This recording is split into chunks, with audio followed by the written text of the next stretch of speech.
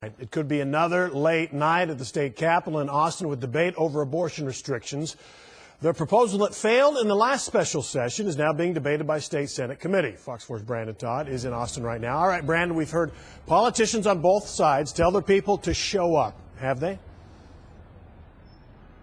Oh, boy. Yes, they did show up. In fact, to quote Senator Jane Nelson, she said that there will be no breaks in any of this, and they would go through the night until everyone had a chance to speak. And, Steve, with 1,700 people lined up and signed up to talk about SB 1, it could very well take that long.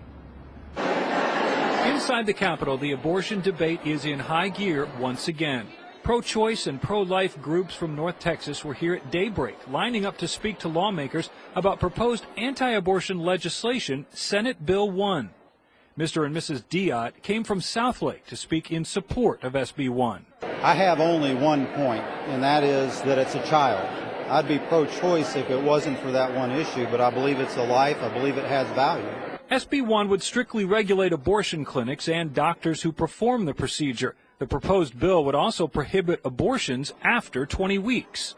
Fort Worth resident Alexis Losi is here to speak against it. I think there's going to be repercussions of this bill that Texas really isn't going to favor. Such as? I think women are going to become more desperate in seeking out reproductive services, perhaps in other ways that aren't legal and aren't safe. The crowds were reminiscent of 2 weeks ago when thousands crowded the Capitol Rotunda cheering on Senator Wendy Davis from Fort Worth, who helped run out the clock on the same anti-abortion legislation with an 11-hour filibuster during a special session. This time around, Committee Chair Jane Nelson from Flower Mound gave strict rules about decorum and order, saying violators would be removed by the Sergeant-at-Arms or DPS. And I have to tell you all, I'm an old teacher. I will strive for orderly and respectful hearing that gives all witnesses the opportunity to express their views. Before the public was allowed to speak, lawmakers questioned a panel of 4 experts on elements of SB 1, but in the end, several proposed changes were rejected.